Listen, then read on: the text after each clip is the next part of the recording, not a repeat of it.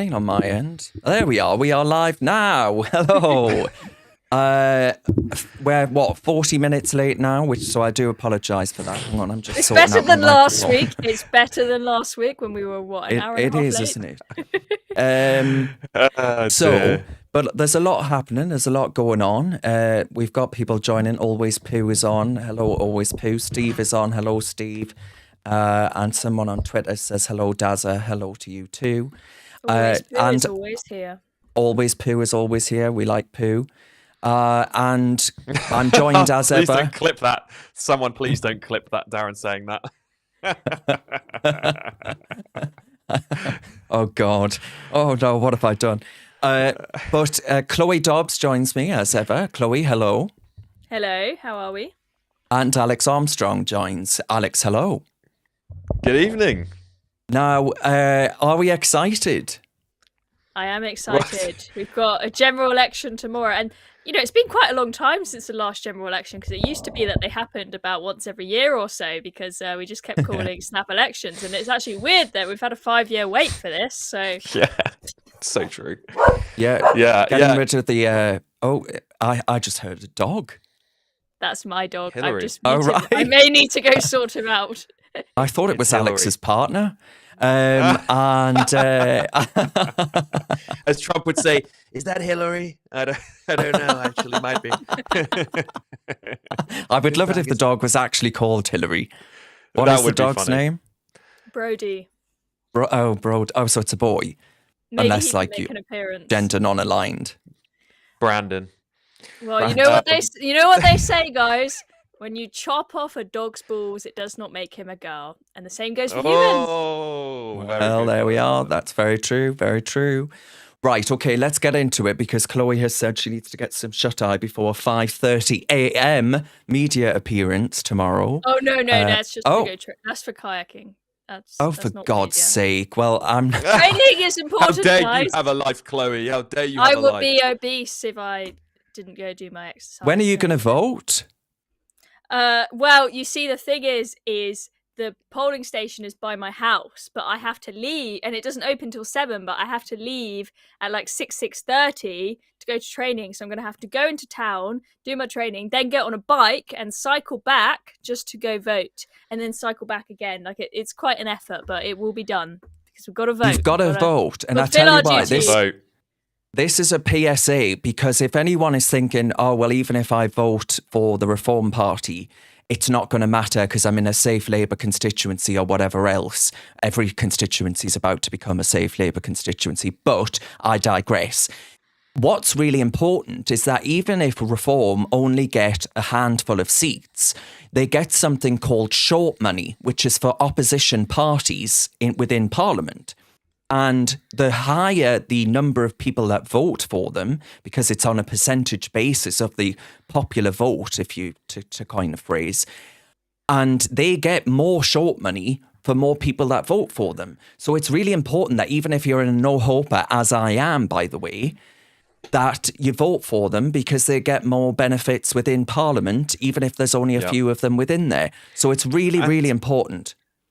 And also, you know, it's important that we show that the country shows there's a desire for change. The more people that vote, that tallies up. I mean, there's going to be huge calls if there is this millions of people voting. If Nigel's saying 6 million or more potentially, that's a huge call. And they only get 3 or 4 seats. Let's say that's what happens. There'll be massive calls for the electoral system to be changed, and that's actually what's needed. So yeah, exactly. you have to vote. So Reform's aim in this general election, for anyone that isn't clear, is not to beat the Tories on seats. That's not going to happen. Well, very unlikely. Let's be honest. Reform's aim is to beat the Tories on vote share. Even if that results in no seats, that would be impressive for them. And then if we end up in a scenario where Reform have beaten the Tories on vote share, yet have, 0, 1, 2, 3 seats versus the Tories have 100 or something like that, that is, as Alex says, is going to send a huge message that there is demand for change. Yeah. All right. Since we've started with Reform, I'm going to continue with Reform. Yes, I am. Yeah, I've just been, for viewers, Sorry, I've Darren. just been bandying about with the order, and now I'm now going to go in the opposite order. So never mind. But I'll start with Reform. Let's open with the best for a change. That's Shamima. That's not reform. I'll come back to her. I'll come back to Shamima. That's just a little taste of what's to come, guys. It is indeed. It is indeed. So I was really struck by this polling or data rather, and it is a data that has been collated by a company called Hootsuite. And Hootsuite are a social media analytics company. And it says that the combined Facebook engagement of the Labour Party and the Conservative Party is only 60% of Reform's engagement. So Farage's own official Facebook page has pulled in 2.1 million reactions and shares, whilst Rishi's, compared to that, has managed just 270,000. So that Farage is 2.1 million, Rishi Sunak 270,000. Starmer on only marginally more at 300,000. I mean, I don't know who's clicking on Sir Keir Starmer's Facebook page. I guess it's a bit like one of those ASMR videos where you need something really boring to help you fall asleep. You know, this sort of monotonous drone helps you get off, so to speak. Not get off like that unless you're a really dirty perv. But anyway, I digress. I'm being rude already. We're only 10 minutes in. And Nigel has also been killing it elsewhere. So on X, he's got 13.9 million likes and retweets. His videos amassing 39.4 billion views during this election alone. That is incredible. Starmer's managed 1.95 billion views and Sunak 5.34 billion views. And Guido conclude something's happening out there on social media. Now, I don't have the stats to hand for TikTok, but something really is happening on TikTok. I'm telling you that right now, because his reach on TikTok is tantamount to that of the National Rally in France, where you've got the likes of Jordan Bardella, who is the 28-year-old prime ministerial candidate within France, and they're doing incredibly well. So very well. So, yes, and then I was we'll get on to the Sun backing Labour in a minute, because I was a bit miffed by that, to be perfectly honest, given how many Sun readers will be voting for reform. But the other piece of polling data that I was struck by, which sort of feeds into the TikTok phenomenon that I was talking about, is this. Why aren't you zooming in, bloody thing? And this shows by JL Partners for the Sun, that paper that we don't like anymore, but never mind. In this youth vote, the male youth vote, Reform is actually on 35%. Now, these are 16 to 17-year-olds, so they can't vote for Reform yet. But in 2029, they will be voting for Reform, because Sir Keir Starmer is going to give them all the bloody vote to try and gerrymander. How's that looking out for you, Sir Keir? Right? You've gone and really done it for yourself now, because they don't want your party. They recognise, right, that they're going to be poorer than their parents. Their country's going to hell in a handcart, because we've invited people here that don't share our views and values and culture and actually want to supersede theirs instead of ours. They're looking at their prospects and thinking, I don't know how I'm going to be able to access schooling for my children, how I'm going to be able to get healthcare when I'm elderly, all these other things where the country seems to be going in absolutely the wrong direction. And Nigel, at being the superb communicator that he is actually managing to get through to these people who aren't the most politically engaged, stereotypically politically engaged anyway. So it's quite incredible, isn't it? And Chloe, you're still quite young. What do you say about this? I think it's really exciting to see that this narrative that young people are always left-wing is finally being broken down. I've often honestly despised people my age because I feel like they're just a bunch of left-wing nutters, and you definitely feel that when you're at university and you're surrounded by the worst of the worst in that sense. So this is really promising. I think it's really interesting that we've had this split between young men and young women, where young women are going more left and young young men are going more right. I'm not sure what the polls are on, say, 16 to 17-year-old women, but I'm sure it's probably a very different picture. So that's very interesting. It will be interesting to see if that continues. But, I think you're right. Is young people have been told for years and years that, the Labour Party are the nice people who are going to make sure that you young people have social mobility and an opportunity, and it's going to be more fair. But I think finally they're seeing through the bullshit, and they've seen that neither of the two main parties are going to give them a better future than their parents had. We're all sat here thinking as young people, when the hell are we going to get to own our house like our parents did? If we're lucky, we'll get a crummy little tiny flat full of mold for the same money. So I understand why young people are moving to reform, and it definitely is Nigel himself. It's someone who actually talks like a normal human being. He's fun. He's not boring like Keir Starmer or Rishi Sunak. You can actually, he's someone you feel like you can have a laugh with. You can enjoy his videos, even if you're not someone who's typically involved in politics. So it's great how he's got more people interested in politics by just making it more fun and interesting. He went viral just by saying, Alex, "Oh, lovely melons." I mean, but it's just a bit of banter, like it's slapstick comedy. It's sort of Carry On-esque, really. And that resonates with people because, you compare him to Keir Starmer and it's like night and day, isn't it? I mean, people just want their politicians to talk like human beings. It's really not hard.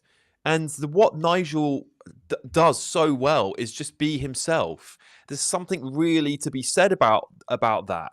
And young people can't relate to politicians because they're so robotic and so corporate. You can only start even mildly relating to a politician when you've worked 10 to 20 years in a corporate business, because you learn to speak like that and think like that yourself. Young people, they look at this stuff and they're like, what are you talking about? I can't get through to you. I cannot relate to you. That's also why a lot of young people liked Boris Johnson, because he was funny. He had a sense of humor. He was sort of on the more offensive, should I say, with his language. And Nigel's the same. He doesn't pull any punches. And there's something so attractive about that to voters. It's the same thing for Trump. You may not like what he says, but you darn well know he believes what he says. He genuinely does, whether it's bullshit or not. Excuse my language, I beg your pardon, everybody. But whether it's nonsense or not, people like the same way they liked Thatcher because she said it how it was. And again, you knew where you stood with them. And I think that resonates with young people more than any other part of our society. Yeah. T on Twitter has just said, how to lose the youth vote. Tell them that they're oppressors when they have only ever felt oppressed. Yeah, and so true. But that's a good way of putting it, really. Yeah. Well, and I've got a lot of younger brothers, and I say this every week, but they're so important to talk about because they are the future generation. And they are half of them. I've got two sides of my family. Half of them are mixed. Two of them are mixed race. The rest are white English boys. And the white English boys really suffer because they have no DEI to apply for. They can't apply for DEI, especially when they're looking at grad roles. Just tell viewers what DEI is, Alex. Yeah, sorry, I do this every week. Diversity, equity, and inclusion rules, which mean that if you are falling in some sort of protected minority group or look slightly different from a white British person, you are escalated through an interview process so they can increase their diversity quotas and hit them. And this is really affecting those younger people, particularly white, straight British boys, we seem to find. And they're going to become the most disenfranchised group going into the future, in my opinion. Yes, and you've just reminded me, Alex, of the figures. So on short money, and I tweeted about this yesterday, but on short money, which is the money that they would reform would get if they become an opposition party within Parliament, so have any sort of manage to claw any imprint within Parliament itself. From 1st of April 2022, eligible parties receive, what is that? Is that 19 million? 19,000? 19,000. 19,000 for every seat won at the last election. Oh, so they're not going to get anything for that. Plus 38.75 for every 200 votes. 38.75 for every 200 votes. So if they get, do not ask me to work this out off the top of my head, but if they get, 6 million votes? That's still not a bad sum of cash to be putting in your back pocket. Not that I made that sound like Nigel's going to have a holiday with it. You know what I mean? For building a movement for 2029. It's not an insignificant sum of money. So, that just shows that if you vote Reform in a seat where Reform are unlikely to win, which will probably be for most people watching this, that is not a wasted vote. If we're looking at this long term, we've got to look ahead to the election that is in 5 years' time. Look, this election, Labour are going to win anyway. You can't change that. Sorry, we might change the number of seats they win, but it is what it is. We've got to think about what's going to happen in the future. We've got to think long term, and we've got to vote now with the intention to change the election result in 5 years' time. Yeah, 100% correct. And I mean, was there ever, because I've been speaking to a few friends actually, and they've been saying that they're umming and ahhing about whether or not to actually vote Reform, and they're in seats where the Tories are still looking like they could win. And they're saying I would feel really guilty about this. What would you say, Alex, to those who are, because it wasn't that long ago you were a supporter of the Conservative Party. What would you say to those who are on the fence and saying, well, look, if my Tory MP could have done it, I quite like my Tory MP, why should I get rid of them? Yeah, well, I'm actually really clear about this. There are some Tory MPs that I would go to bat for every day of the week. The Rosendells, for example, MPs like Andrew Rosendale, for me, if I was in his constituency, I would vote Conservative. Romford. And I say, Romford, that's right. And I say that, and I know a lot of people get upset that you should just vote for your party that you believe in, but there are some really, really good Tory MPs. They are genuinely great members of Parliament, and there's something to be said about keeping those people, because they are basically, they support most of Reform's policies, and those are the Tories in the future that will be kind to the small amount of Reform MPs that will make it into a seat. Now, I would also say this, and this is also something people have to make a judgment for themselves.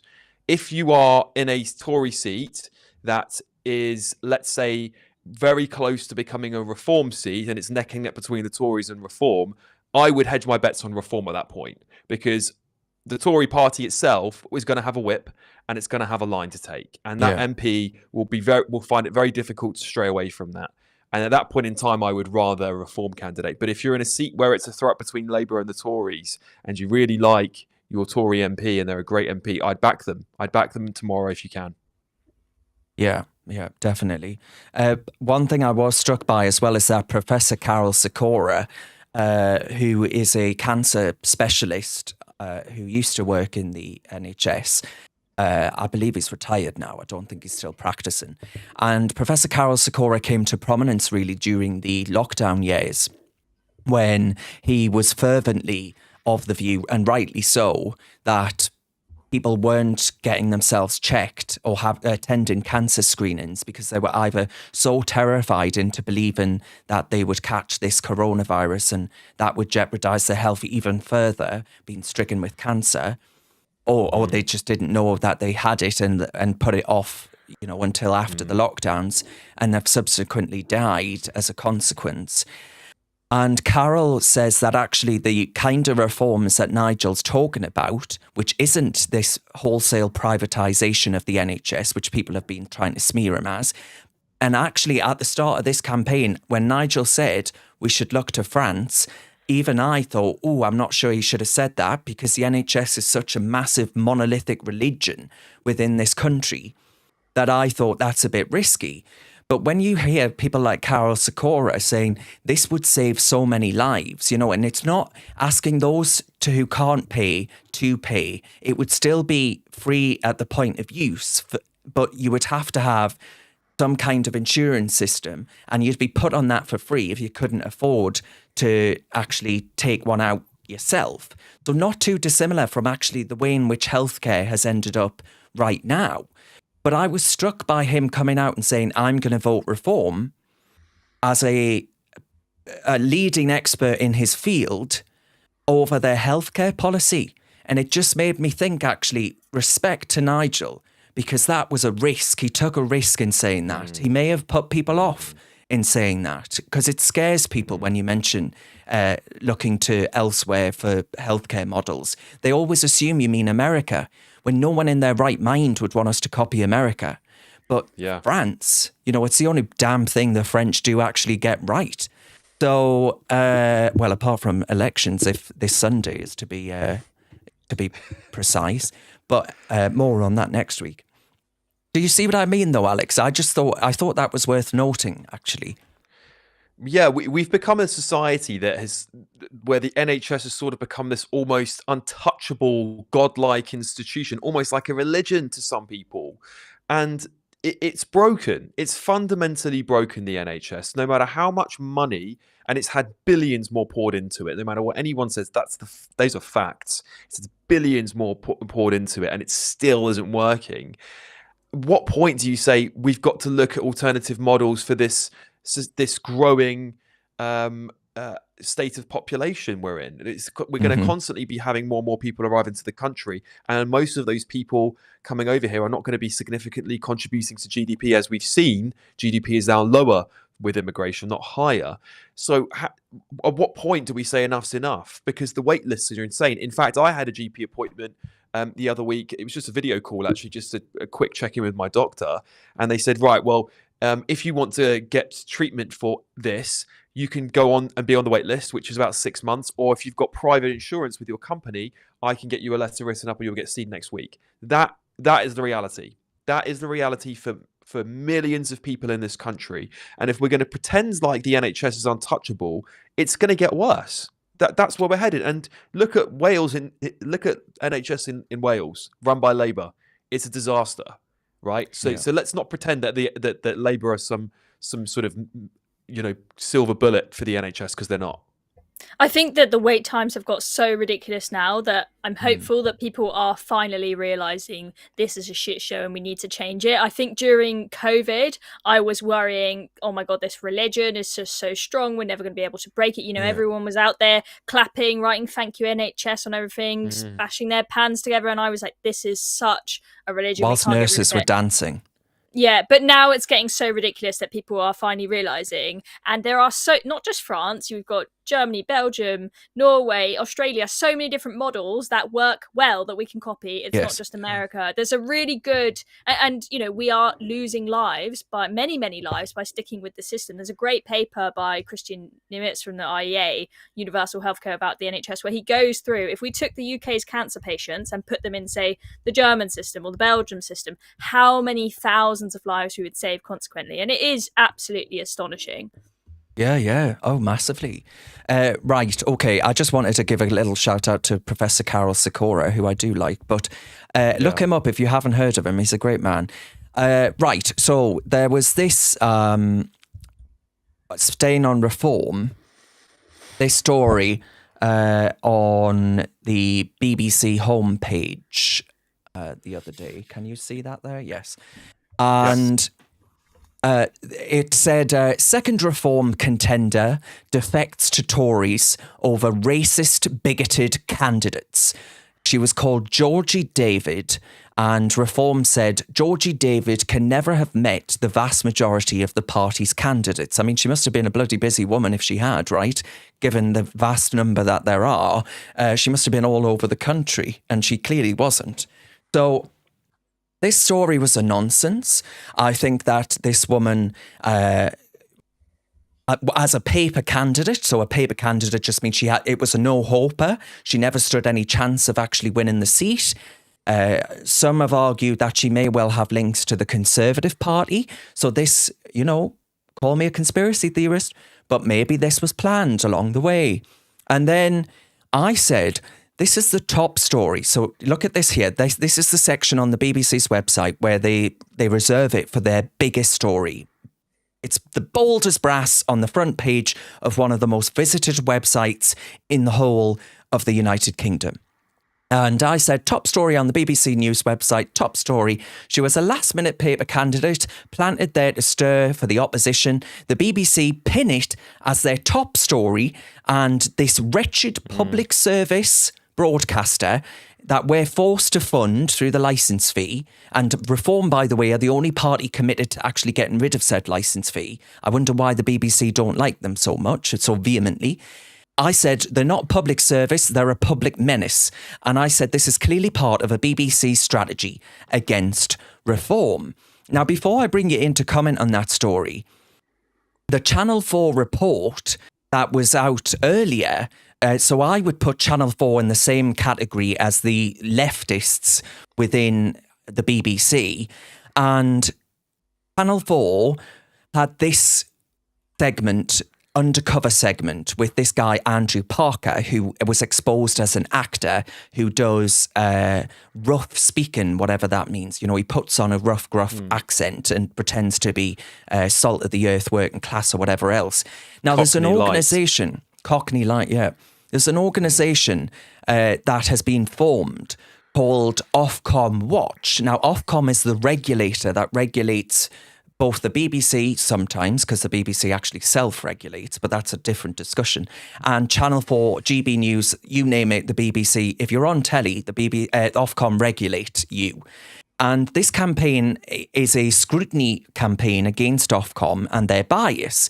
And they've instructed a senior barrister to actually lead an independent inquiry into what they deem election interference or alleged election interference by Channel 4 and their undercover report of Reform's campaign. Now, it was revealed, as I say, Andrew Parker was an actor by profession, and they're saying they're going to have a thorough and forensic investigation into whether or not he was paid to make these remarks, because it was produced in association with a company called Lee Sorrell Media.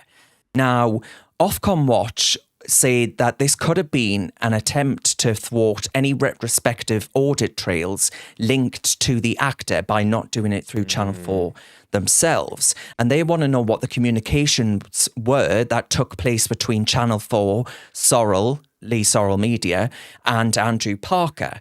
Now, if the inquiry finds anything untoward, the channel could be in big trouble for getting involved and meddling in an election.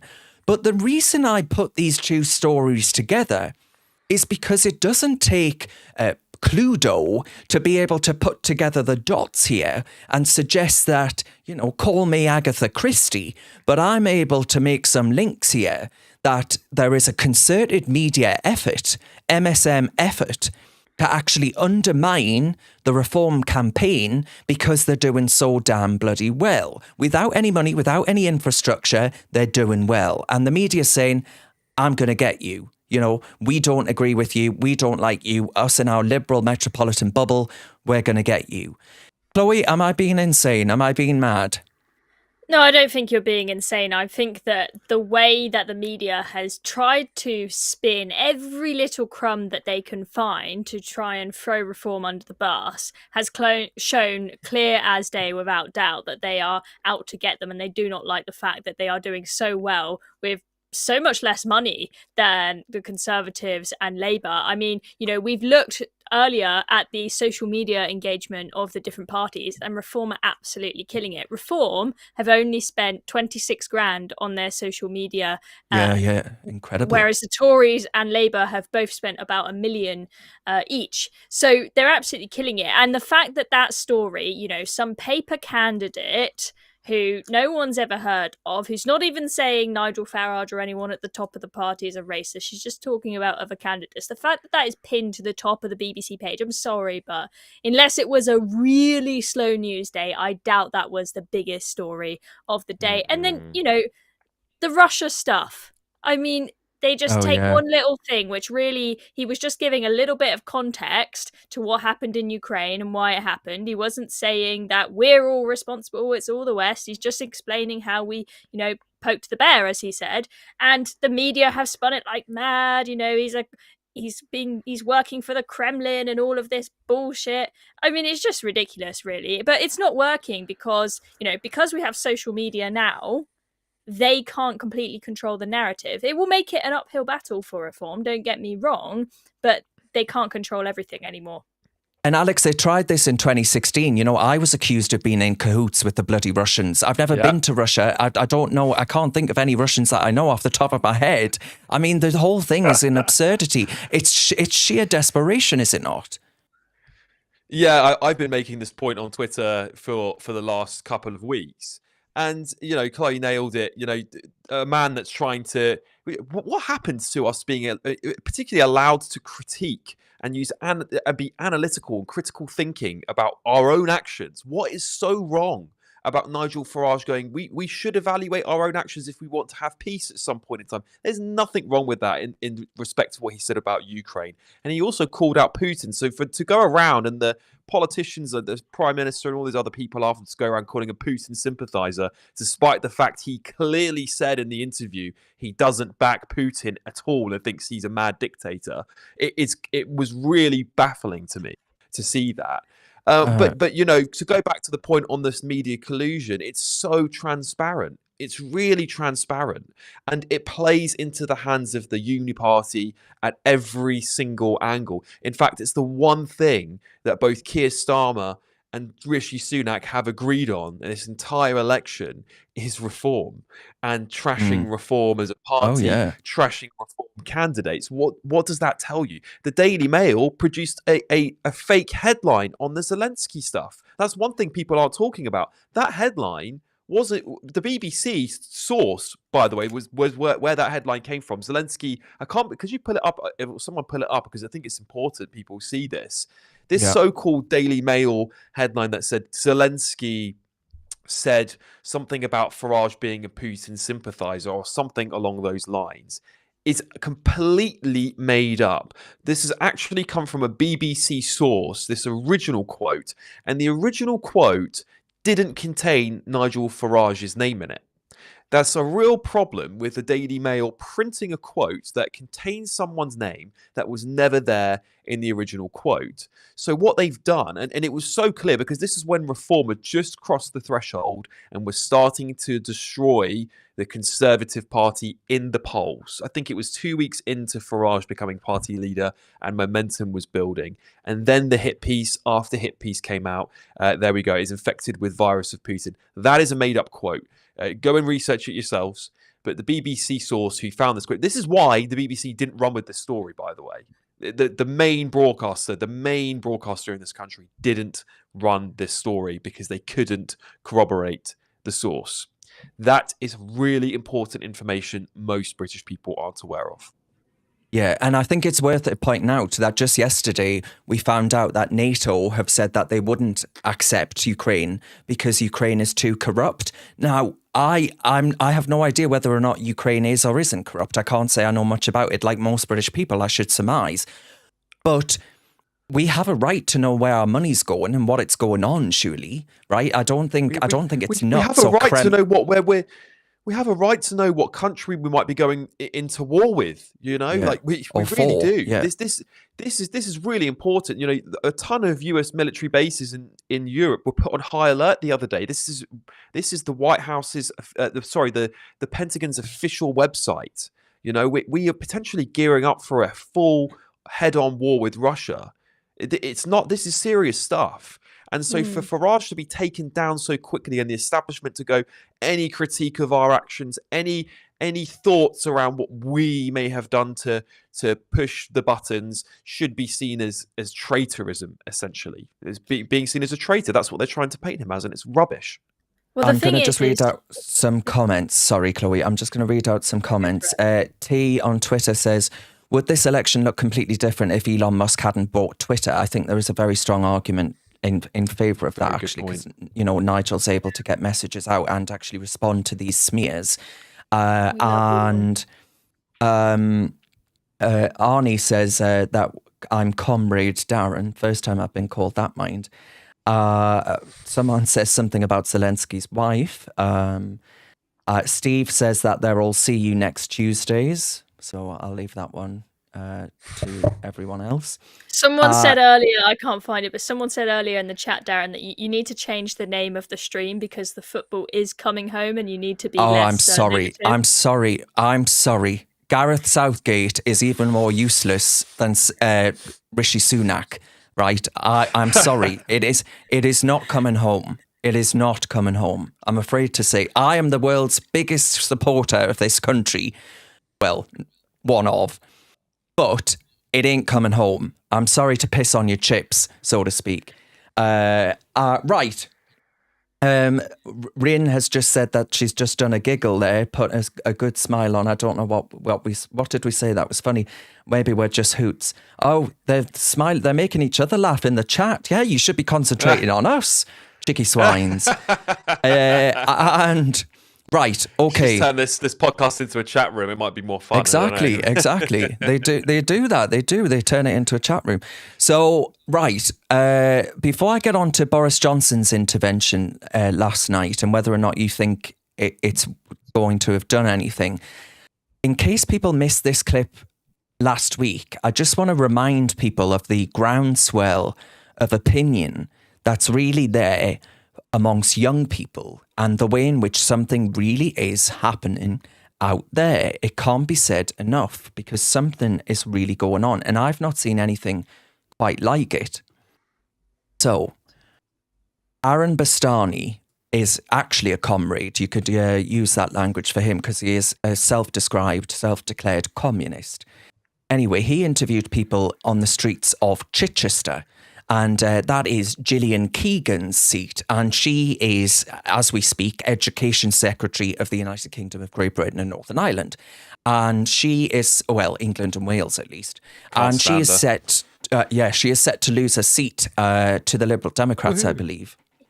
And anyway, young people were interviewed on the streets. And I put together this video for a reason, but this is what they had to say from Aaron Bastani's YouTube. You have homeless English people not getting housed, but you have immigrants that come here.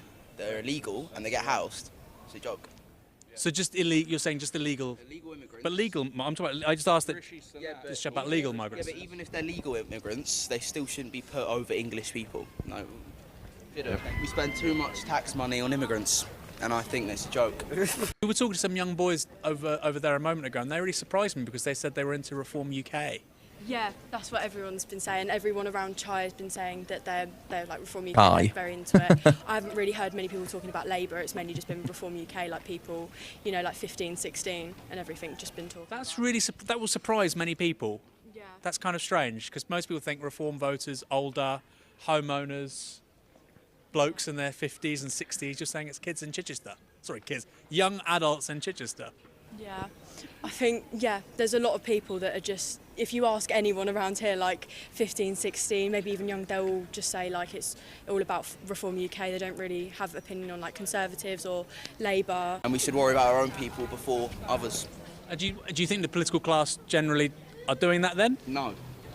I think the Conservative Party is an absolute joke and young people in this country don't have a voice and it makes me sick.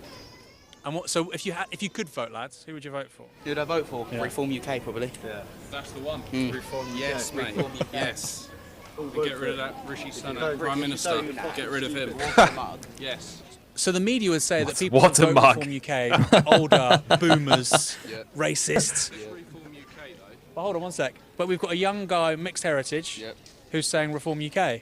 So what are those people wrong about? What attracts you to Reform UK? Reform UK is that, if you're an actual English citizen, you actually have a voice in what happens in this country. And what makes me laugh about that is that Aaron is at pains to point out that this guy is mixed heritage. And has he seen most of Reform's candidates? It is like, why is this a shock to him that someone who is mixed race could possibly think, oh, well, actually, I don't like the way my country is going? I mean, is that not a form of bias in itself? Two of my little brothers are mixed race. They're both voting Reform. They actually don't care. They because Reform don't play identity politics at all. It's them. It's people like Aaron who play identity politics. It's not the rest of us. And that's the reality, is that people on the ground, young people, as I was saying earlier, are the ones who are going to be affected the most by this. They've been affected by 14 years of conservatism that has failed to deliver anything remotely helpful for young people. It's a fact, no matter what way you want to look at it. And so this identity politics nonsense doesn't reach them. In fact, they think it's all embarrassing. You talk to them about wokeism, they're embarrassed by it. They are the anti-culture to the millennial and slightly older, I'd say the 30 to 40-year-old woke millennial who they think is extremely embarrassing and out of touch. I've spoken to quite a lot of people who themselves are immigrants but are backing reform and think that we need to have better border control and we need to spend, less money on both illegal and legal migrants. Even people who have come here as migrants and, they themselves are not British, but they have been a part of, helping this country grow the economy. They've come here for a better life. And now they're seeing life here getting worse because suddenly we've got so many migrants coming in that the housing prices are skyrocketing. The cost of living crisis is going up. They can clearly see themselves that it's not fair that we're spending a ton of money on putting people up in fancy hotels whilst we leave people here on the streets. It doesn't make you racist. It doesn't mean that you hate migrants to say we should put Brits first and maybe we shouldn't have completely open borders. And there are plenty of people here who themselves are migrants who see that. Yeah. Well, and what's more compelling for young people? So this is the example, right? Let's just give you Rishi Sunak. It's like, right, I'm gonna put a cap on migration at 250,000 and put it into some sort of targeted work aspect approach to it, or Nigel Farage going, right, we need to stop the boats, we need to stop the immigrants coming over here, we're too full. Right, it's a very clear message what Nigel's trying to put across. What Sunak and what Starmer are putting out there is some technocratic policy level speech about how they're going to tackle these things when people actually want simple answers. Are you going to stop immigration or not? The devil's always going to be in the detail, of course, and that's for journalists and politicos to pull that apart. But do people feel you actually believe what you're saying? And the difference when you look at Nigel Farage and the Reform Party is that you feel like they believe it. They want to end this nonsense. When you listen to Rishi Sunak and Keir Starmer, you get the exact opposite impression. And for young people, I'm telling you, that's the reason why they love Trump. It's the reason why they love Nigel Farage, because they say what they think, and that is a vote winner for them. Absolutely. And I'm struck by the comments coming through about that, actually saying, we're not racist. It's actually the fact that we need to protect the integrity of the country and all the rest of it by ensuring that people are actually safe. That's surely the first rule of any government is to keep its people safe, you would like to think. But also, why would someone who has escaped, say, Afghanistan or Iran, Alex, to use your example, not that you escaped Iran, but you know what I mean. Right. And why would they then want a load of people coming over here who potentially don't, are wanting to bring over the kind of Islamism that they escaped? They don't. They don't want it. They don't want it. My stepfather came to this country 40 years ago. He's worked every single day of his life since he got here. He settled in. He's adopted the British culture through and through. He married my mother. My mum's British through and through, and has raised his children as British kids. They don't identify as Iranian at all, other than understand that their father is from Iran.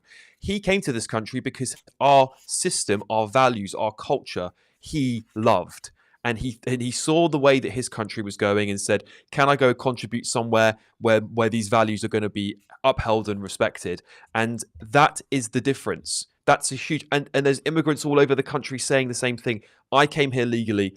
I pay my taxes. Are you telling me I could have got on a boat, got over here, got a free home, a hotel when I first arrived, and then possibly a paid job as well? I mean, goodness sake. I mean, he would have died for that when he came over here. If he came over here 40 years ago, he had to struggle to get a job, had to struggle to fit into society, but he still made the effort. And he's now saying, we were just letting people in. And he's also seeing the economy go to trash. It's not good. And he's able to see that as an immigrant. And he's also able to put aside all that identity politics and all the rubbish you see in the mainstream media and take an objective look and say, immigration is too high. I want Britain to stay British. Suella Braverman has intervened on reform. I don't know why she's chosen to do it today, to be honest, but anyway, I agree with her. She says she's praised Nigel Farage and reform today, and it's an op-ed in The Telegraph, and she does the Tories no favours, say Guido, because they are obviously making a last-ditch attempt in desperation to get some votes.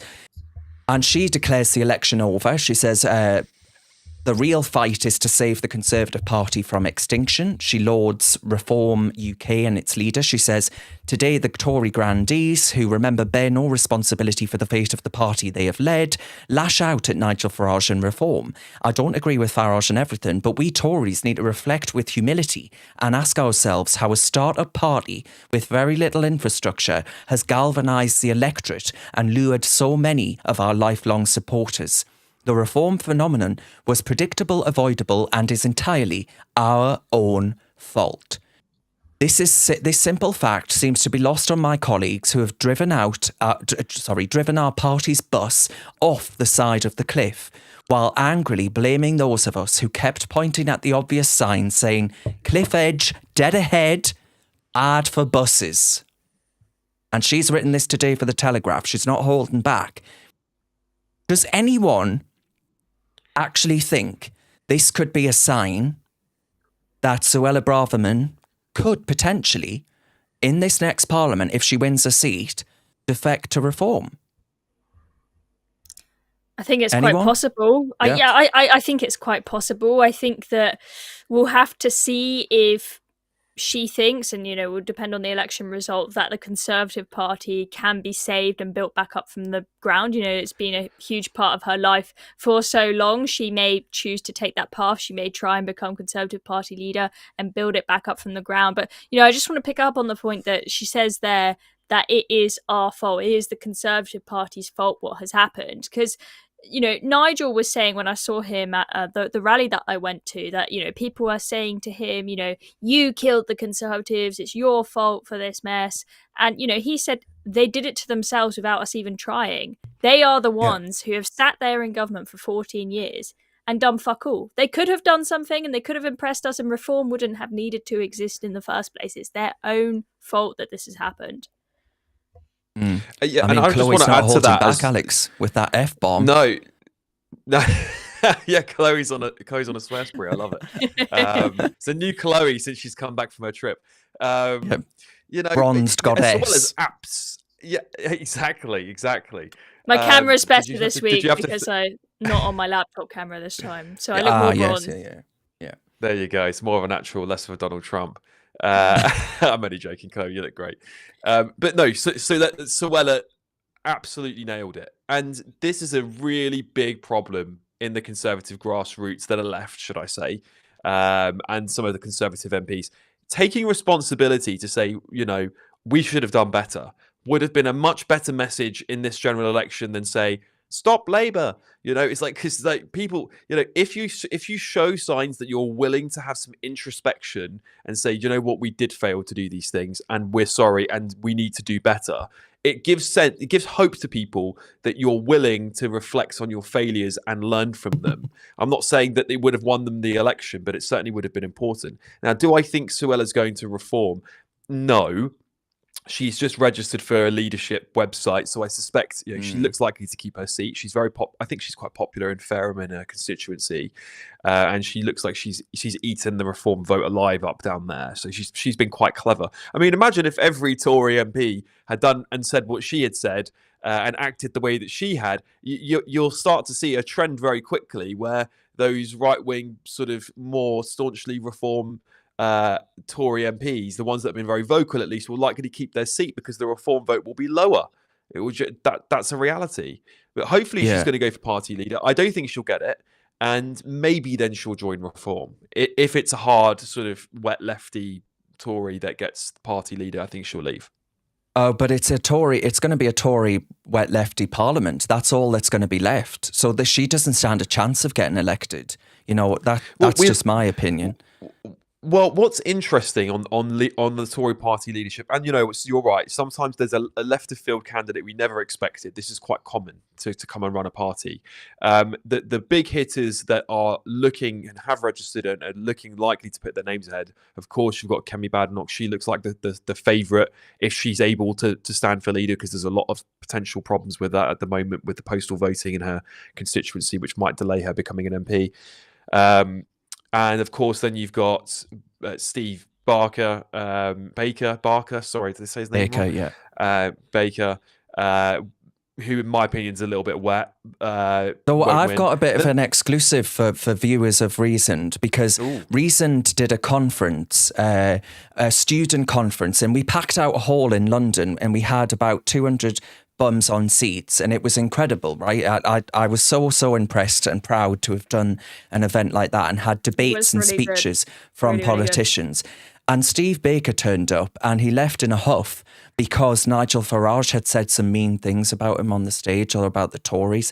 And I just, if that's leadership, then I don't want it. You know, you can keep it. So yeah, that's that. I mean, God forbid. I don't think he'd win a contest anyway, if I'm being honest with you. But of course, you've got Priti Patel. She's also another one up for putting her name forward.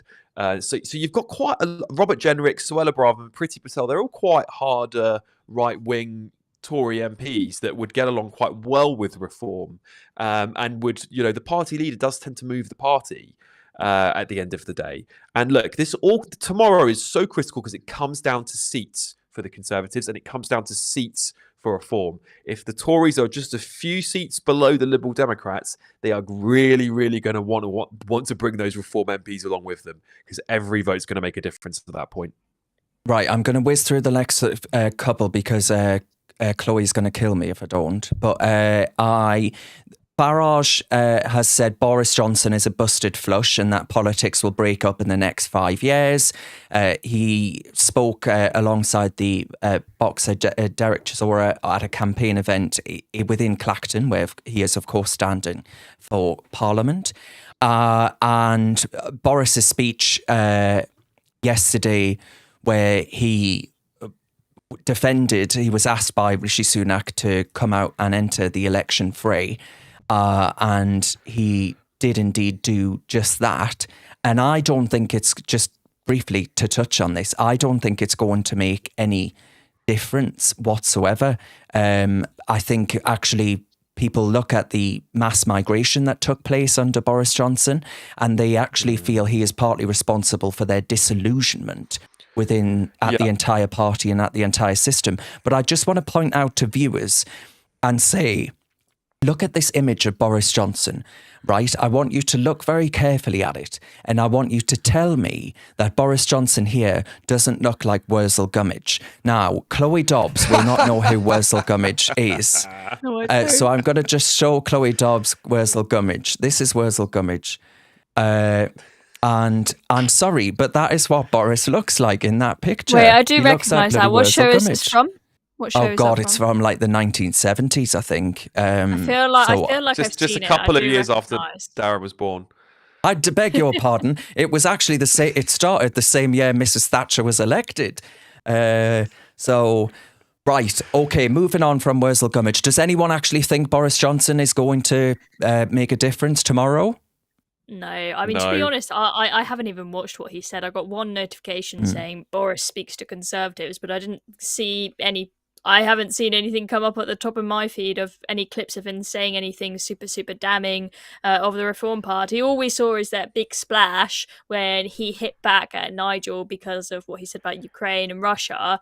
And I think everyone just looked at that and said, that's just a bit silly, that's just a bit desperate. And I think that's kind of tarnished Boris's reputation a little bit in terms of his weight of his words at this election. Yeah, he's a bygone, isn't he? He's a bygone, Boris Johnson, and he saw the highest net immigration, 600,000 plus people coming into the country, despite saying he'd get it down. He's the person that brought out COVID passports.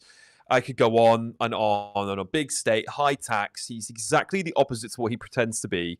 He is not if you're thinking of reform and you're one of those people who likes Boris, I voted for him as well. We all did with big fanfare, but he's not your saviour. He's a charlatan. And frankly, his days, in my opinion, are numbered. Well, he's not going to die, Alex. That sounded very ominous. No, I mean, politically. Let's be honest. I mean, he didn't look very well, to be honest with you. Actually, he looked really old and tattered. He looks he looked like he's put on weight. I'm sorry, I'm not going to fat shame, but he looks fat. What's Carrie feeding him? Well, he needs to get on the Ozempic. Right, okay.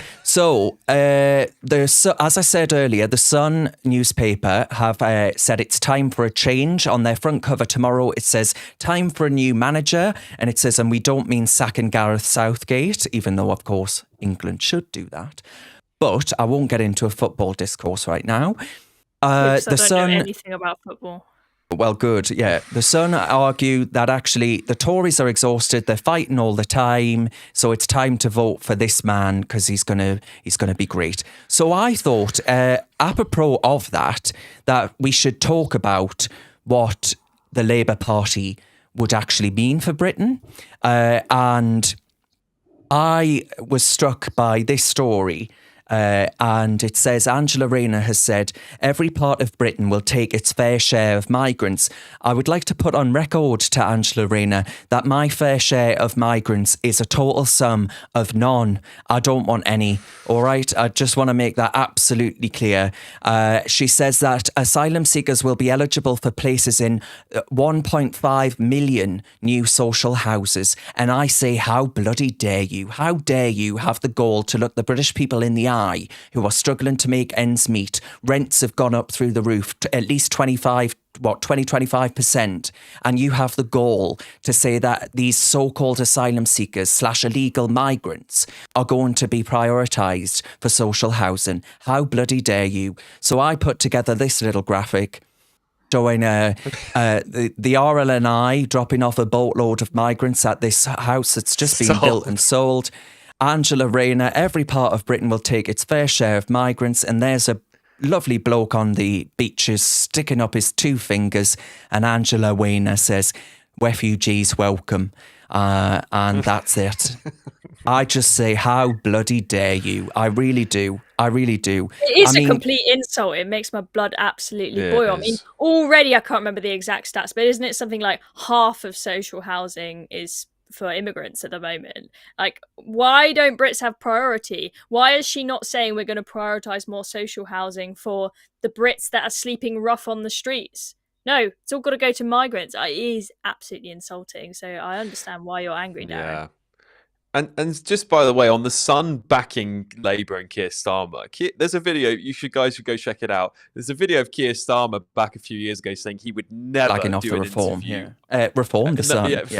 The Sun. He's slagging off the Sun, and they've of course recently had him in the studio, had him do pieces for them. This is a man that you cannot trust. You cannot trust Keir Starmer with anything. And whatever they say now to get into power, I take it with an absolute pinch of salt, because do you know what the good news is that this whole Labour experiment is going to implode in on itself in the next 18 months, because he's going to be the most unpopular elected Prime Minister going in for a generation. He's going in with a 9-point approval rating. That's down 7 points from when this general election started, and it's going to wash very badly over the next few years, because we're going to see a lot of social policies like this one that people are going to be very angry about. Yeah. Chloe, I want to bring you in on another thing that the Labour Party are going to do just as I tear through these issues. Because Labour's Pat McFadden, who is their national campaign coordinator in that true sort of communist fashion, they all have these made up roles and titles and all these other things, sort of jobs for the boys that don't exist. But anyway, Pat McFadden is Labour's national campaign coordinator, and he was asked a simple question on LBC, and it goes something like this. He said he didn't want to be the toilet monitor. I don't want to demean the issue by saying that. No. But where does a trans woman go with the Labour Party forming the next government, which would appear, and you're not taking anything for granted, where would that trans woman go to use the bathroom in a restaurant that's just got a man and a women's facility? Where do they go at the moment, Nick? I don't know. I'm not a trans woman, but I've not made an issue of it, and I wouldn't appear also to have changed my mind. But I wouldn't have changed my mind, and I'm not a party leader seeking to be the Prime Minister of this country. When he says biological women's spaces need to be protected, does that mean a trans woman can't go there? He's the one who keeps talking about it, Mr. McFadden. No, you've enjoyed asking this question, I think, in recent days, Nick. Because he keeps changing his position. Look, we want to protect women-only spaces. In the end, this is for the premises. And I think with this issue, asking politicians this one day after another in some kind of game of gotcha, does the Equality Act need to be changed? Does the Equality Act need to be changed? I'm not sure the Equality Act needs to be changed. So just for the viewers that might not be aware, the Equality Act was a 2010 passed by Gordon Brown's government, and it protected certain characteristics. I think the Equality Act is a total menace, by the way, and I would scrap it in a heartbeat. But the Equality Act protects sex-based rights, and it also protects access to single-sex spaces as well as philosophically held beliefs. So believing in biological sex, for example, is a philosophically held belief. So J.K. Rowling's beliefs are as protected as mine are on sex-based rights. And they're talking about reforming the Equality Act because it doesn't actually mention that sex means biological sex, not what your sex defines as. And don't forget that the Labour Party want to make self-identification the go-to. So you don't need to be signed off by a couple of doctors or medical professionals to say that you've got gender dysphoria. You don't need any checks and balances. All you need is to say that you're living in these lives and there's a 2-year cool-off period. A bit like, getting a bad dye job is tantamount to changing your sex. The whole thing's a bloody absurdity. But to make matters worse, Chloe, the Times report today that Harriet Harman, who was at one point acting leader of the Labour Party, she is a really horrendous person, I can't stress this enough, as vehemently anti-Brexit as Sir Keir Starmer was. And the Labour Party are reportedly set to line her up to run the Equalities Watchdog. So that's the Equalities and Human Rights Commission. So she would be the one in charge of regulating all of these issues. So in theory, she could find herself at loggerheads with someone like J.K. Rowling, for example, because she's massively pro-trans, she's massively pro-self-ID. I imagine she's massively pro saying you can get into any single sex space that you want as long as you self-identify. How worried are you, Chloe, about what Labour means for women's rights? I am so worried. I'm petrified. I think it's going to be a pretty horrendous 5 years in terms of the trans issue. We've got, as you say, you're going to be able to legally change your gender without having to have 2 years of supposedly feeling like you're in that gender and having some evidence of it. Just, snap of the fingers. Oh, I'm a different gender now. And you get a gender recognition certificate. That's insane. And then we've got them saying that they're going to review, i.e. scrap, all of the Tories' new legislation about teaching gender ideology in school. So they're basically saying they want to bring it back and shove this crap down kids' throats. And then going back to the toilets thing, is the confusion is unbelievable. And it makes me frustrated as a voter that I don't know what Labour are going to do. So we had Keir Starmer say a couple of days ago in a spat with J.K. Rowling, I have always said that biological men will be kept out of women's spaces, right? As if it's clear as day and we've all known for ages. But then we've got, this person, Harriet Harman, who you just showed us, is probably going to be in charge of the whole thing, and she'll probably make sure that biological men are allowed in. We had that, as you've seen from that interview, we had someone saying, oh, I'm not a toilet monitor, so it's not up to me, and saying, oh, it's just up to the establishment. So that basically means every little woke hippie coffee shop can let biological men into the women's bathroom. And then you had another Labour MP a week or so ago say they will ensure that trans women will be allowed in all of women's spaces. So what the hell are Labour doing? I've got no idea. And as a voter, I'd quite like to know, to be honest. Yeah, exactly. And as a woman, I imagine. Yeah, absolutely. Well, the interesting thing, the thing about all of this is that this shows you J.K. Rowling is a traditional Labour voter and a traditional feminist. This is going to be where the Labour Party comes undone, because there are traditional Labour voters still existing. They were talking about sort of the Blair year voters, who really reject all of this. They really do. And they are going to be in the party at the same time as you're going to have these woke idealists in the party. And I guarantee you this whole experiment, like this hobgoblin, implode. This she looked like that slug thing from Monsters Inc. I don't know what it was called. Oh my God, reminded me of for some reason. It does actually look like Roz. Is it Roz? Roz from Monsters Inc. Right, yeah. Sorry. The one that says Mike Wazowski. Mike Wazowski. Yeah, that's the one that I can't get out of my head now. But this is what we have to look forward to, guys. This is starting Friday. Starting on Friday. But that's the thing is, powerful figures like her are going to push around Keir Flip-Flop Starmer. So even if Keir Flip-Flop Starmer says one thing to J.K. Rowling on Twitter now, when they get into power and they've got this huge majority where they can do whatever they want, he's going to get pushed around by the extremists in the party, and he will flip-flop. He always does. Yep. So don't believe 100%. a word he says, because it will change.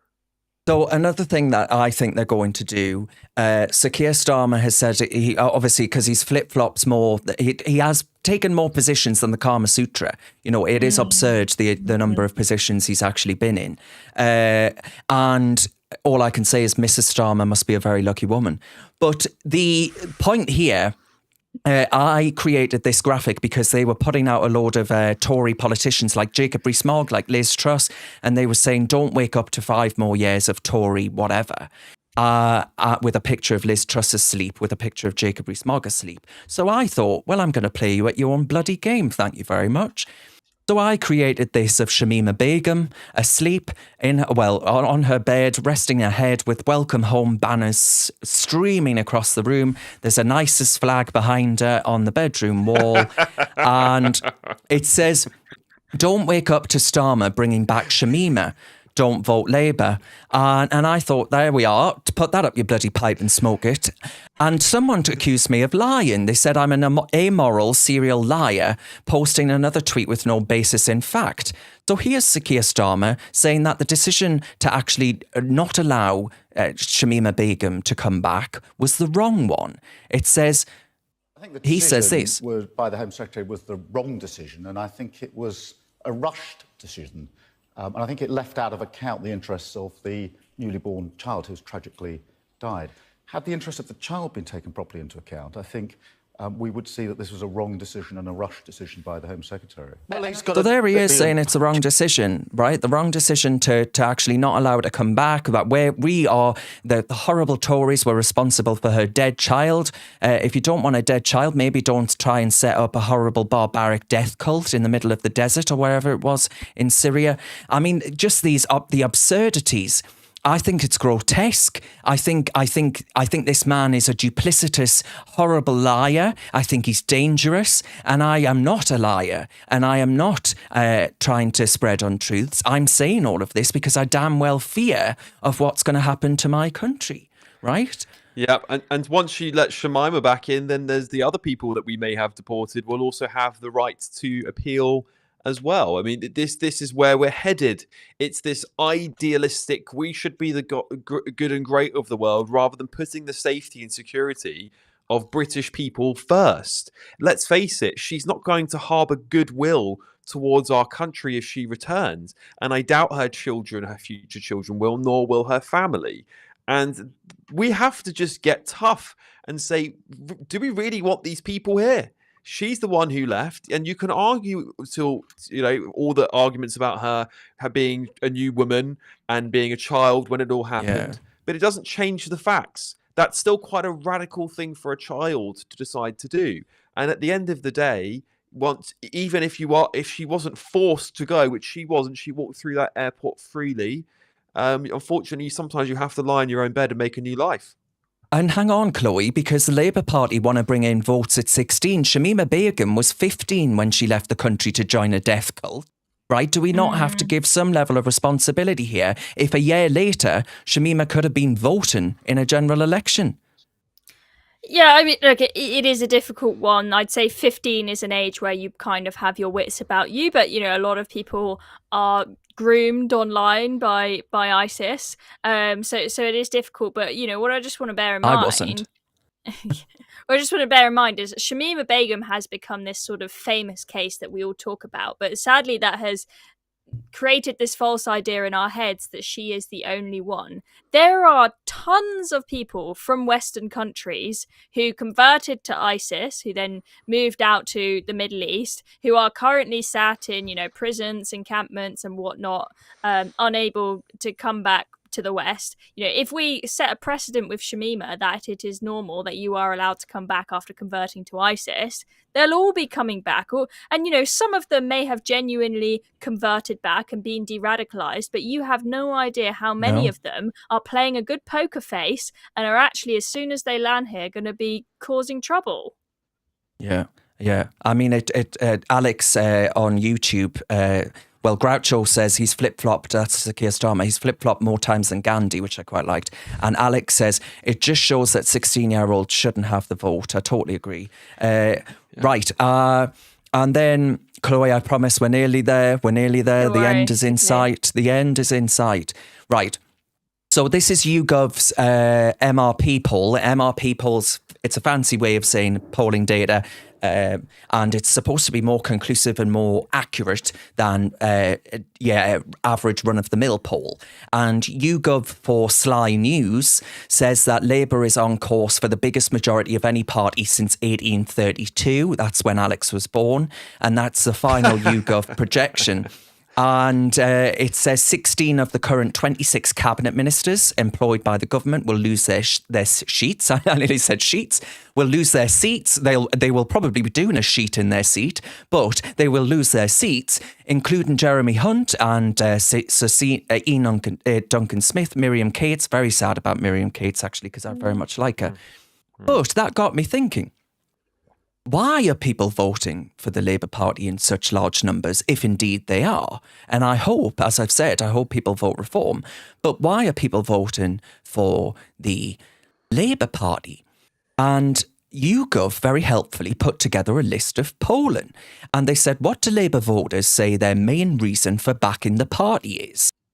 So you look at all of this polling data, and the main reason it says to get the Tories out at 48%. Zoom in just a little bit. Yes, I will. Oops. Thank you. Yeah. Hopefully your ancient eyes can get around that there. And to get the Tories out, 48%. The country needs a change, 13%. I agree with their policies, only 5%. Only 5%. Only 5% agree with their policies. To support the NHS and reduce waiting times, 4%. And you go to the very bottom here, and it says... what really stood out to me, it's not saying that, the cost of living crisis or anything like that, or that they align with my views, or that I don't trust Rishi Sunak. It's actually saying that, Alex, I've lost it. I can't see it. Where the hell's it gone? What are you looking for? Well, our stat that we pointed out saying that people... they are for the working class. They care about ordinary people. Yeah. 1%. 1% of people think that they are for the working class. Does that not just show how much of a metropolitan blob the Labour Party has transformed into in our lifetimes, transformed into this PPE identikit Blairite blob of nothingness? They are pro-open borders. They are pro-bringing back Shamima and all these other people. They are pro-allowing social housing to go to foreigners over the British people. They don't care about us. So of course a polling wouldn't reflect that. This is not about Sir Keir Starmer. This is about people saying, I am so frankly disillusioned and betrayed by the Conservative Party that I'm going to vote for the other lot in a two-party system, a uni-party system where you either vote for one cheek or the other, but they're all on the same horrible old spotty arse. And you've got to vote for either or. That's what people are doing in this election. It isn't some newfound love for Sir Keir Starmer's Labour Party. It's sheer desperation. They don't stand for us, Alex.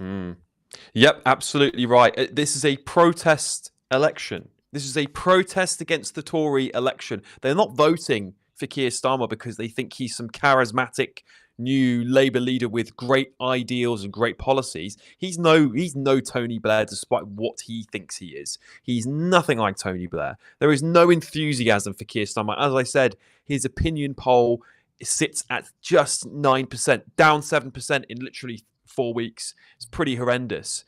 So the reality is that people are voting for Labour because they don't like the Tories anymore. They don't like either of the two uni parties. But currently, after 14 years of Tories, Labour possibly feel refreshing to some people. They're going to find very quickly over the next 4 to 5 years that they aren't any better and that they're not going to do anything dramatically different. If anything, things will probably get worse for people. And that, I think, for reform voters who've already had the pennies already dropped for most of us 5 years early, at least, will be where we win in 5 years. Because the Tories are going to be struggling and Keir Starmer's his government's going to be imploding and the left are going to be fighting over the scraps. Thank you to everyone for the love. There's lots of love that we're getting in. And I did say spotty arse. I do apologise because someone's just called me out on it. So Adi says, good friend of ours, Adi says, is it a Davos party? It is a Davos party, which is true because Sir Keir Starmer said he'd rather be in Davos than Westminster. I mean, that just tells you everything you bloody need to know. Right, I want to end then on a non-election story. And by the way, they're going to scrap the Rwanda policy. The Home Office have already started. So the Home Office clearly delighted about Labour getting in. They're getting ready to get rid of the Rwanda scheme as we speak. It's not so we've wasted all that money for bugger all. But hey-ho, we knew that was coming, I imagine. Oh my God, I've zoomed right in on that man's face. Speaking of preparation for the next government, you know that the Treasury are having this huge argument as to whether they should get rid of the urinal in the Treasury toilet because Rachel Reeves will be there rather than a man. It's a whole hoo-ha apparently going on. Oh, I like that. I didn't know that. But you know, maybe they assume that she doesn't have a penis. I mean, just exactly. That's transphobia. How dare they? Transphobic. Bigots. Right, okay, so just finally then, to bring proceedings to a close, I was really struck, and I know you were, Alex, as well, by this story. The man in question, this is the tweet I'm looking for, he tweeted this. David Aranovich is this man here, by the way, this ogre, and he deleted a tweet and it became headline news, but not news like it would have done if a GB News presenter had tweeted it. I'll tell you that much. He tweeted this. He said, Alex, can your eyes see that? Okay. Perfectly fine. Thanks, Darren. He said, if I was Biden, I'd hurry up and have Trump murdered on the basis that he is a threat to America's security. #SCOTUS, which is the Supreme Court of the United States. And he is a BBC presenter. He presents for the BBC on Radio 4, because I believe it's Radio 4, because he's got a face for radio. That's it damn sure. It is Radio 4. Yes, it's Radio 4's briefing room. And he's a former columnist for The Times. And he has said that it was plainly a satire, but he took it down after a barrage of criticism. I believe he said actually it was far-right criticism. But... Alex, the point here is that if I had tweeted something like that, if I had said that, I would have been denounced as a fascist. GB News would have been denounced as a fascist broadcaster. I'd have had calls for my job. I'd have had calls for me to be sacked. But it's all right, though, because it's a lefty bod talking about the big, horrible, angry orange man, Donald J. Trump, that all these horrible lefty liberals, so-called kind and tolerant and be kind and all these other things, actually hate and detest everything he stands for, and the deplorables that continue to vote for people like him, that it's fine to say that you would kill him, right? That you would kill Trump, even if you work for the BBC. Yeah, I mean, I'm really shocked the BBC haven't announced that they're taking some action into this, or at least I don't know whether this is something that Ofcom would look into because it's a personal tweet, I don't know, but he does say that he works for BBC in his profile, and frankly, for a public figure to be coming out calling for the assassination of a president of the United States it's beyond the pale to me. It really is. He obviously came back and said it was a joke. What's funny? I don't know what's meant to be funny about the tweet. There's nothing funny about it. It's pretty much written with some certainty. There's no attempt at humor. Even if you read it in a sarcastic voice, it doesn't come across that way. And then he's had to backpedal. I actually managed to ratio his entire tweet that he backpedals which was great. I think I got over 1,000 likes on it. He got 700 for his. And it just goes to show that everyone else seemed to agree. Everyone else seems to agree that he's backpedaling. He's had a phone call from someone at the BBC going, you better deny that tweet as a joke, or we won't have you back on air. And this is the problem. Darren, if you put that up, GB News would have already sacked you. Like, let's be honest, right? That's the difference. We are held to a different standard. There is one rule for the left, and there's another rule for everyone else. And this, to me, the BBC stink for this. They really do. And they've been letting Lineker get away with it as well. I mean, he's recently been wearing his own fashion brand on the channel to promote it. And nothing's happened to him either. So it really is beyond the pale. Really is. I think Chloe. The left only believe in their supposed strong moral principles when it suits them, and I say that because Sam, our contributor, he made a video today. Check it out on Reasoned. Yeah, what's the guy called, the musician? Roger Waters. Roger Pink Waters. Floyd. And so he's saying on Piers Morgan's show that the Israelis have made up this complete lie of what happened on October 7th. No women were raped, no women were assaulted, no babies were killed. And Piers says, we've got strong evidence of this. And he's like, no, it's all rubbish, right? Even though we've got all these women saying this is what happened to them. And what Sam said is that the left will tell us time and time again, believe all women, that they believe in that moral principle strongly. But not if it's Jewish women. Not when it doesn't suit their agenda. I thought that was a disgusting. Shame, really. Good for Piers Morgan, to be fair to him, because he managed to show him up for the horrible bigoted arse that grumpy old sod is. And a few people getting involved. Barry Schofield says, "What a douche satire, my arse." Stefan on Twitter says, where's the satire in that statement? David Aronovich is a shill and speaks to the desperation the elite are facing to hold the narrative and keep the orange man out. Of course, they did the same thing to Nigel Farage. Oz reminds us of the time that Joe Brand spoke about battery acid, throwing battery acid over Nigel Farage. There's another one where if a comedian said that on GB News, would they be saying this is fine, this is funny, this is comedy, free speech? I don't think they would. So all of these things just call into the rank hypocrisy of the left and the lengths that they'll go to smear and deride people that they hate politically. And just to end, I wanted to point out this by pollster called Survation, and their MRP poll they say, and I quote, they say, if our MRP model, which is a type of polling, is even close to being accurate, Britain is about to become a world leader in electoral disproportionality. The Reform Party is likely to become the third most voted party, vote, whilst only winning a handful of seats. And I said Britain needs reform, and that includes electoral reform. So I just wanted to leave viewers with that to end, because, Alex, I think it's a really important key battleground that we're going to have to face and fight on after this election.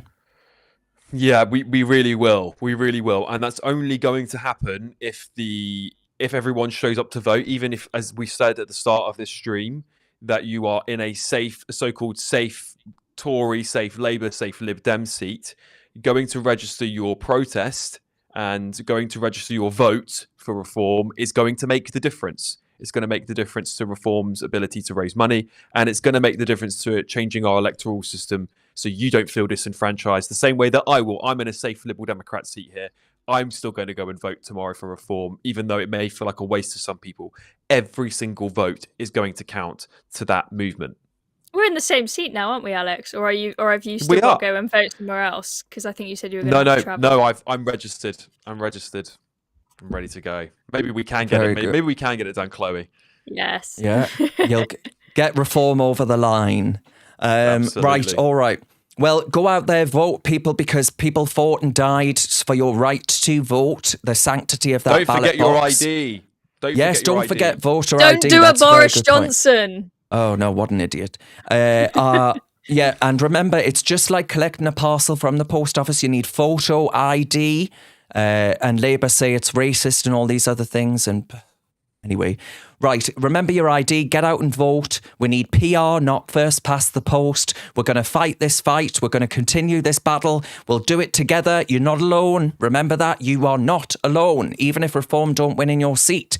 This is just the start. This is the start of the campaign. The movement begins now, and we will get there. All right. Good night. Thank you very much to Chloe Dobbs. Thank you very much to Alex Armstrong. And thank you very much to Darren Grimes. You were brilliant, Darren. I'll see you all next week. You were, Darren.